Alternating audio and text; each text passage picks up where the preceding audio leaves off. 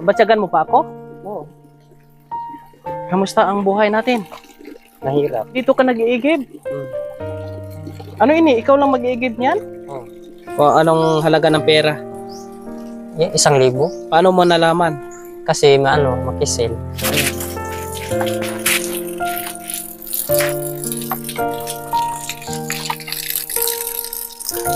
Pinakapa niya lang po. Yan po mga kabayan. Tingnan natin siya.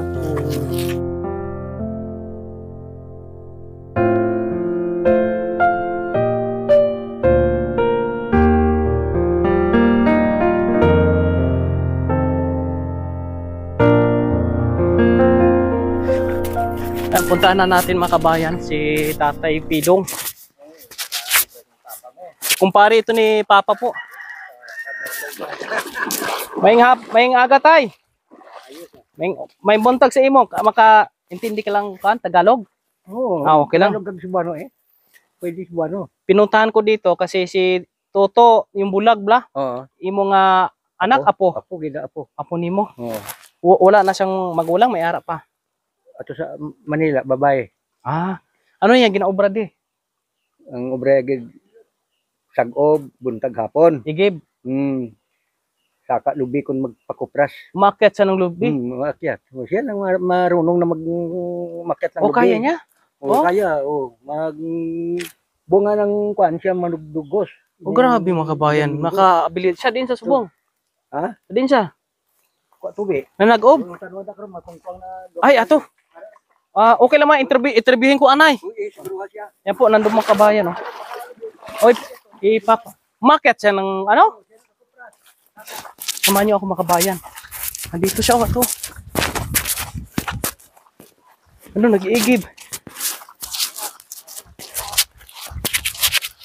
Grabe daw itong abilidad nito mga kabayan. Papapabilib ka kasi nga umakyat ng buko. Kahit malayo po yung pinuntahan namin, kahit mahirap yung daan. Mahalaga nakita natin siya. Sinend kasi sa atin tong video, saka picture. Kaya pinuntahan po natin mga kabayan. Nandito na nga oh.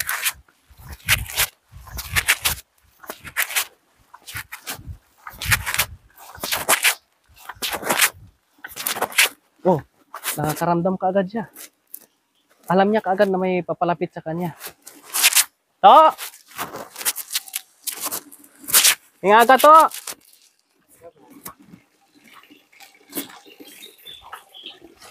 Kamusta?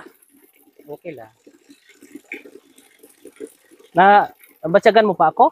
Oo. Kamusta ang buhay natin? Nahirap. Mahirap.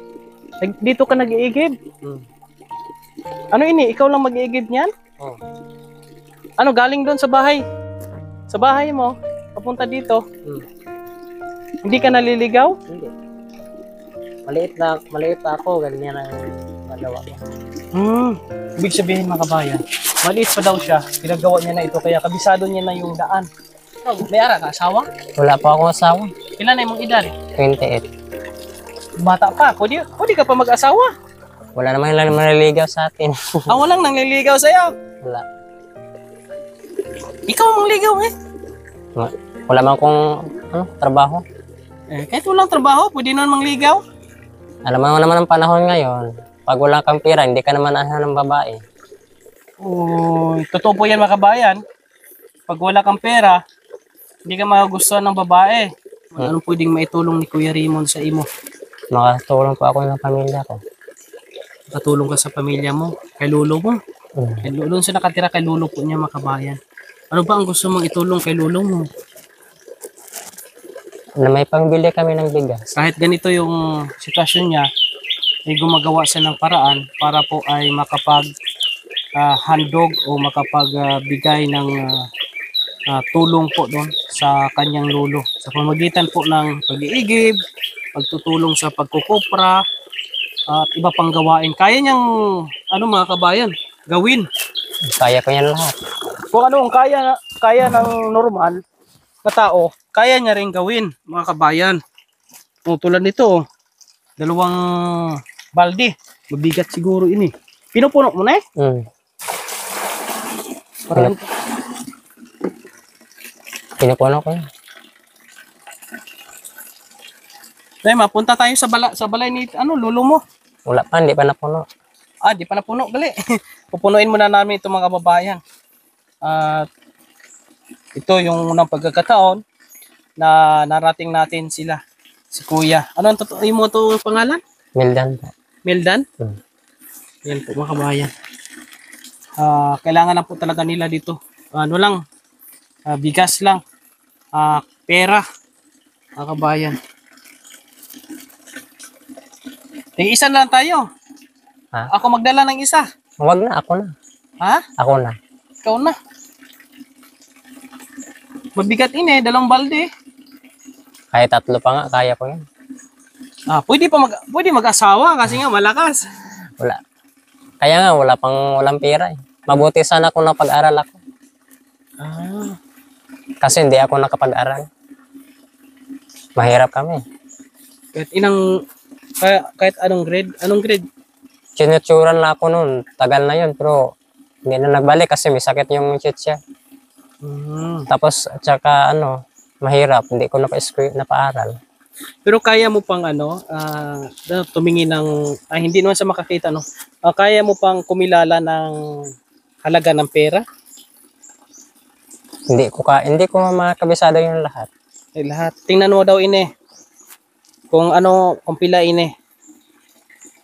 kung anong halaga ng pera. Yung 1,000. Paano mo nalaman? Kasi makisil. Hindi po sa 1,000. 500. Yan, 500. 500 yan. Bigay ko sa iyo yan. Salamat po. Mayroon pa isa. Hulaan mo kung ano kung magkano. 500 din. 500. Salamat po. Pambili mo yan ng bigas. Bigay mo kay lolo mo, pang additional pambili ng bigas. Ano pa ang pwedeng may tulong namin sa inyo? Kahit na mga followers ko. kahit ano. Saludo tayo dito mga kabayan kay Kuya. Kasi nga kahit na meron siyang kapansanan ay hindi siya nag-stay sa bahay niya, sa bahay ng kanyang lolo, kundi siya ay kumikilos din, nag-iigib, tumutulong ng gawaing bahay, umakyat ng niyog, nagkukupra, nangunguha pa daw ito ng bagul, yung bao para pambenta. Nakabenta ka daw. Isang yun. 1-2 at saka 1-3. Pila ka sako? 13. 13 sak na bao. Yung kanyang inipon at nabenta po nila. Malaking tulong po, no? Ito, puno na mo tubig. Wala pa. Kalahati pa lang. Kalahati pa lang daw. Mararamdaman niya pala kung gaano karami yung tubig. Tingnan natin kung paano siya mag-igib, no? Ng tubig. Kahit na wala siyang paningin, malakas yung kanyang pakiramdam po mga kabayan. Ayan, tingnan po natin kung paano siya gumalaw po mga kabayan. No?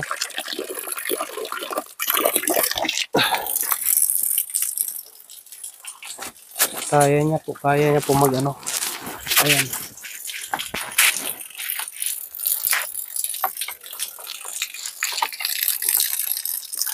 Ayan, pinakapa niya lang po. Yun yung ginagawa niya daw araw-araw.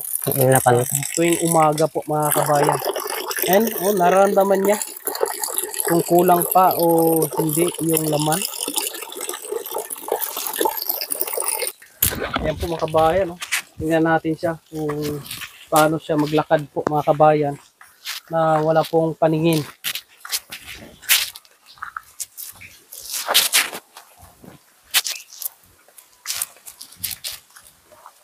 Paggabi, kaya mo rin sa gabi? Napakahirap ang ganitong kalagayan. Pero saludo tayo. Kasi nga, halos lahat ay kaya niyang gawin.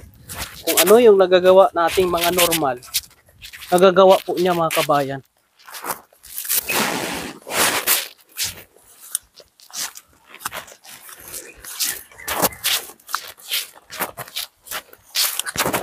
Mabigat itong dala niya. So, simula ng maliit siya, yun na daw ang ginagawa po niya. Yung iigib. Kasi yung kanyang lolo ay may edad na rin po, mga kabayan. Ito ako yan ang gagawa. Ikaw lang gumagawa. Ayan oh. Ito? Nakikita mo ba? Aninag mo pa? Hindi. Alam ko lang yan. Siya daw gumawa nitong kamalig, oh. Wala na. Sira naman yung kamalig mo. Hindi pa yan na nagawa na ayos. Hindi pa naayos. So, imagine mo po, mga kabayan. Talagang ang instinct ng mga tulad po nila ay malakas. Yung iba pa nga po mga singer, no? Ikaw singer ka rin, kuya? Hindi naman, nag-intra na ako sa Cartagena nung nakaraan. Sumasali ka? Anong kinanta mo doon? Ano yan? Yun ka. Yun ka? Apa? Yun ka. Yun ka nangahanap ko sa tuwina. Yun ba yun? Oo. Ito, tulad nito. Tingnan natin, mga kabayan. Bangin yan, ha? Sa ilog. Tingnan natin kung paano niya ito nakikita po, mga kabayan. Kaya niya. Kaya niyang ano pala? Kaya niyang tumunto ng daan.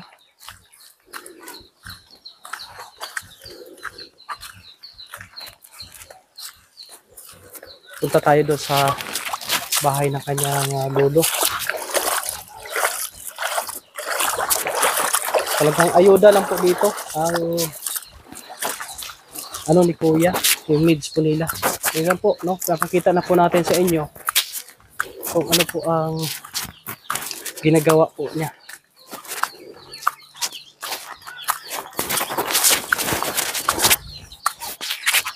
Ising-easy lang sa kanya, parang normal lang po, mga kabayan. Paahon pa yan, madulas pa.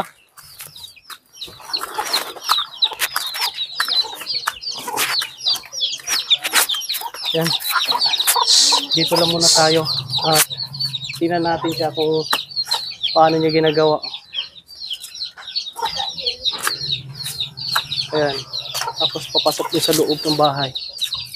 Yan yung bahay po ng kanyang lolo.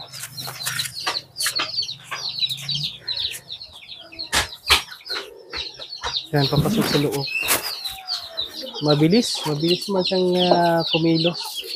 Magaling. Marunong kumanta yan? Oo. Oh? Awit. Sinong gumagitara? Ikaw gagitara? Wala ko gitara. Ikaw mismo? Wala ko gitara. Wala kang gitara. Mic lang maliit. Try mo daw to. Na. Kailangan pa ng mic. Okay na, kahit walang mic. Patry daw. Pero marunong ka Wala kang mic. gitara? Kabalo ka mag-gitara? Hindi. Ay. Akala ko marunong kay bigyan ko sila gitara. Try parinig daw. Lagi kitang naisip maging sa aking panaginip. Di na nais nang makita at makausap ka kahit saglit. Umaasa na palagi yakap at kapiling kita. Di mo ba alam na ikaw ang pangarap ko? Damdamin ko ay di nagbabago. Di ko kayang limutin ang tulad mo. Sana ay malaman mo ito. Di mo ba alam na ikaw lang sa puso ko? Lahat ay gagawin kong para sa'yo. Paglimot ay... Nalimutan na nga. Nalimot. Ayan, kuya, no, narating kita dito. Nagpapasalamat ako na nakita ko mismo yung actual na sitwasyon po niya at kung paano ano yung ginagawa niya. At yun na, naabutan natin siya nagkuha ng tubig. Kay nanay, ibigay mo lang kay nanay, no, para makabili ka mo ng bigas. No? Di kaya kay lolo para pambili ng bigas ninyo. Pag makabalik ako dito, dalhan kita ng mga kung anong needs mo na lang naman ay pagkain. Tay, ayang kinahanglan, ano lang, pagkain lang ko no. Asawa, hindi na. Kung, kung Hanapan kita ng mga asawa mo. Kasi ang sabi na tay, wala daw nang liligaw sa kanya. Kailangan siya liligawan. Pasisayin mo na yung inabot ko ha. okay, okay lang. Alam ko malaking tulong na yan at makabili ka na ng bigas. Okay, cool. Malayo itong lugar na ito, mahirap puntahan. Pero sisikapin ko na makabalik dito at makabisita uli sa iyo. May Okay, gusto kang kuya. sabihin? Salamat po, kuya. At nakaparating ka dito. Yan, matagal na itong minisid sa akin, ngayon ko lang po napuntahan kasi nga kita nyo naman yung dinadaanan namin, napakahirap ang mga kabayan sa ilog at yung sa madulas na daan, lalo ngayon mulan-ulan. Pero pinuntahan natin, pinilit natin para marating din po sila. Kasi yung mga gusto natin, marating natin yung mga kababayan nating nasa malayong lugar, nasa liblib na lugar, para po makita natin yung tunay na kalagayan. Tulad ni Kuya, sa sunod pagbalik natin, kung maabutan natin siyang nangunguha ng niyog, kawayan, at kung iba pa, ay mapakita natin sa inyo. No? Kung ano po ang kanyang mga ginagawa. Kung ano yung kayang gawin po ni Kuya. Salamat sa inyong lahat po mga kabayan. Okay.